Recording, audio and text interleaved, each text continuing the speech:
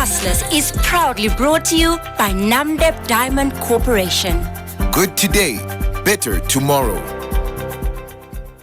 99 FM, good morning. If you've just joined us, well, you've joined us at the most opportune time. This is the place where we talk to our royal hustlers, the change makers, the ones that are at the pinnacle of their career and really contributing to the Namibia and to our society in such a positive way. And we just draw from the well of their wisdom. And today is no different. Press Freedom Day is being celebrated on the 3rd of May worldwide. It's being commemorated, especially so here in Namibia, because it's marking the 30th anniversary of the Windhoek Declaration for Development of Free, Independent and Pluralistic Press. And in commemoration of the World Press Freedom Day, we have the honor of having in studio Namibia's media ombudsman, John Nakuta, as our royal hustler. Good morning, sir. How are you?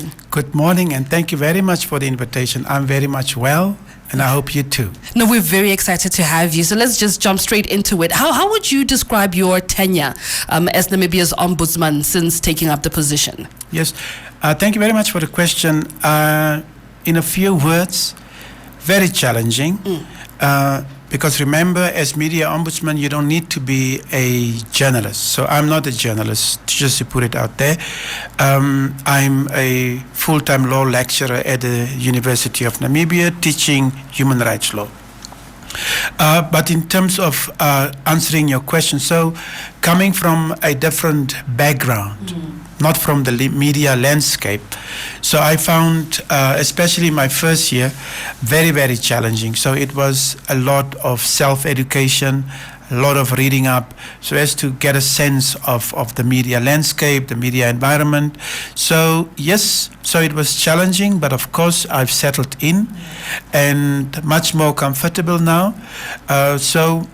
But in addition to that challenge, that is more for personal nature, I would also say I also find it challenging in terms of the fact that the office of the media ombudsman is not really well resourced. And that is a challenge because at the moment, obviously the media ombudsman is appointed by the Editors Forum of Namibia. And the media ombudsman is really just there. It doesn't have an office. I asked them, given the fact that I'm in the academia, whether I can assist, I can bring in student research assistants to help me research the workload, yeah. Exactly on particular issues and whatever. So that is really a challenge. Yeah. But otherwise, it's a nice challenge. It's a nice challenge because then we find solutions. Yeah. Would you say that as Namibians, they really do understand your role and the office's role as media ombudsman? Actually, it's a big, it's a mixed reply to that question. One thing that one can say is that more and more people are seemingly becoming aware of the institution, but very many people also seems not to understand the role of the media ombudsman. And I don't know whether the confusion is caused by the fact that the ombudsman, we've got John Walters, happens to have the same first name. Same first name. Yeah. So he's the national ombudsman. Okay. And I am just for the media. Yes. But just like the day before yesterday, I got a call from Opuo, from some teachers that are having a dispute with the Ministry of Education. And so they asked, to what extent can I assist them? And I said, unfortunately, the media ombudsman does not have jurisdiction over such kind of issues. And even journalists, for example, would call and want to take up issues that relates, very strictly speaking, to labor matters. And again, the media ombudsman is having a very limited mandate to investigate complaints with regard to what has been published about you or another group of people. And so not to interfere into labor matters. And that's in that case where maybe there is a challenge to do much more to educate people about the mandate and jurisdiction of this particular office. And maybe one last thing also is that also very many people complain. I had at least 2 complaints, at least this year, about people complaining about they submitted an article or an opinion piece to the Namibian, for example, and they don't understand why it was not published. But again, the role of the media ombudsman is to investigate and to adjudicate over complaints about what has been written already, yes, and not what was supposed to have been. Yeah. So that is the problem that people seems to have in terms of understanding the mandate of the office. So is it also, just for clarity's sake, are we only with the media ombudsman, are we saying that we are only dealing with just publications and nothing else outside of that scope?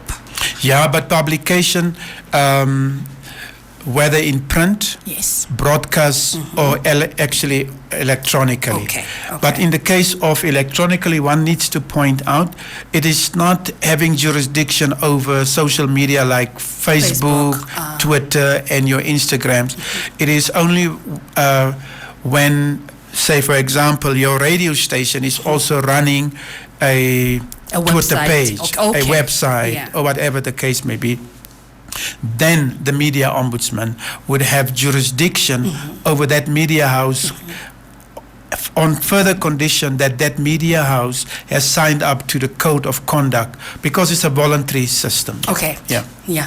Thank you so much for that clarity, actually, because one of the notions, even as a journalist, unawares that you as the media ombudsman, you don't deal with labor disputes. Well, you thought it covers the whole media fraternity. Yeah. Now, the good news about Namibia is that we have maintained such a good position in terms of the global press freedom rankings.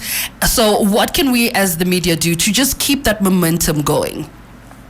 I think it's a dual responsibility. One, obviously, the ranking normally assesses, and I'm paraphrasing, the enjoyment of press freedom, media freedom in the country. In other words, to what extent are journalists allowed by the governments in the respective countries to go about in doing their work and their trade, applying their trade and whatever.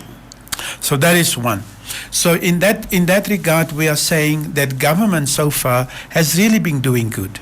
We do not have complaints or actual situations of journalists being arrested, assaulted, as is the case in other countries. True. So in that regard, we must really applaud the government of the Republic of Namibia for keeping, even though sometimes we hear them make a moaning and making veiled threats against the media, but so far it has just remained threats, which of course is also not nice, because by so doing you may get journalists to self-censor themselves, and intimidation, and get intimidation. But very largely we're doing quite good. What journalists can do, obviously, is to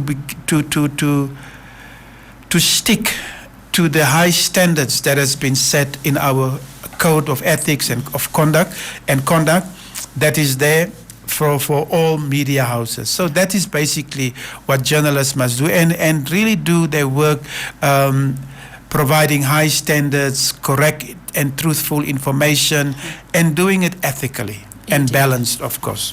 I want to touch on the media union in Namibia. What would you say is the significance of a media union in Namibia, especially when we're taking into account our country's media environment? Of course, very, very significant, because journalists and media practitioners in their own right, they are workers for all intents and purposes. So for that reason, in addition to them bringing us the news and whatever, they are also entitled to work in conducive working in a conducive working environment. They need to be adequately paid and all those kind of things. And those kind of things can only be better achieved through collective bargaining, which can also obviously only in terms of Namibian law can only be done through a recognized and exclusive bargaining unit.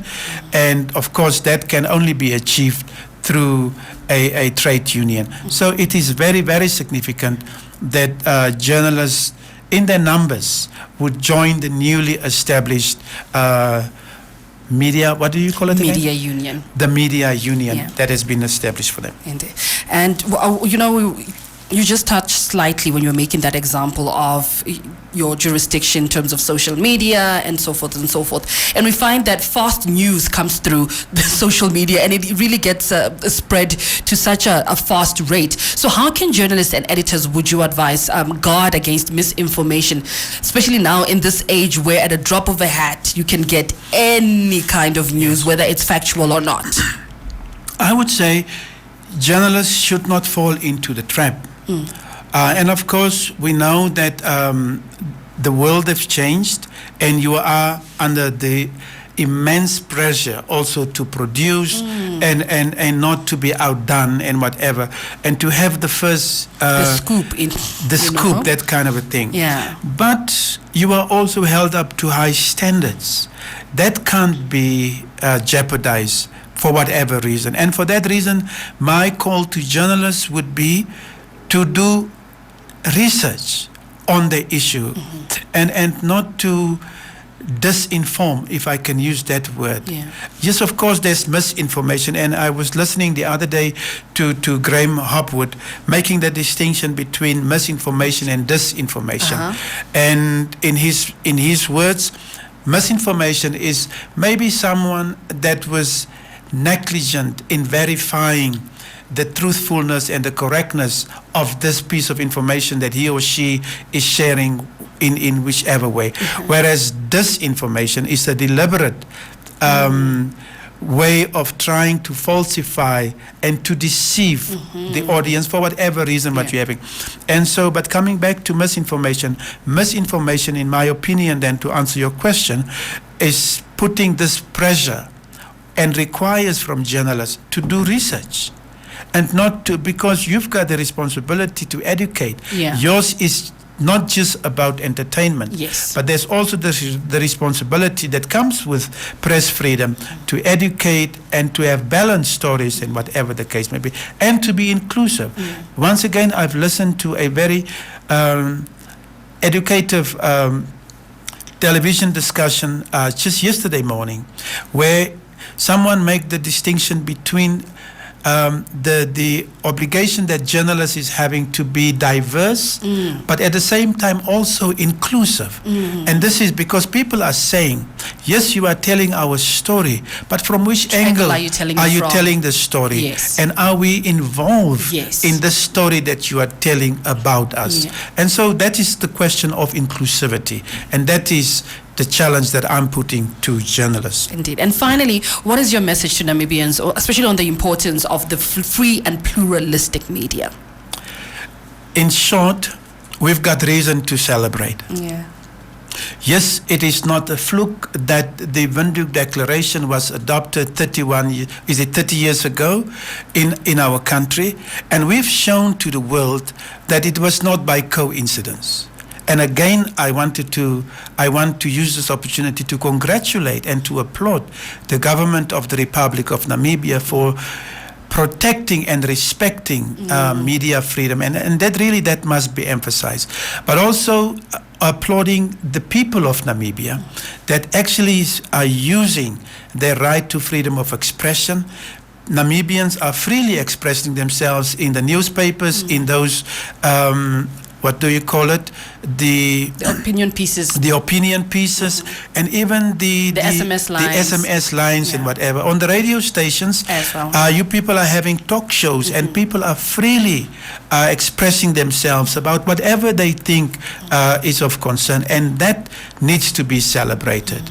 And so, in conclusion, I'm saying, but maybe as Namibians, we've got the responsibility to take our story, this good story on press freedom, and begin to sell it to the rest of Africa in particular, because not a lot of African countries, not a lot of African journalists are enjoying the kind of freedom that we are. That we, our journalists in Namibia. So that is our challenge. Yeah. Let's begin to tell our story, and let the government of the Republic of Namibia hold this up and say, this is what we are doing, and this is the right thing seemingly. Yeah. It's working for us consistently, And yes, congratulations to Namibia and to everyone else. Thank you so much for joining us. You're most We welcome. really do appreciate having you in studio. Thank you so much. That was our royal hustler for this morning, Namibia's media ombudsman, John Nakuta.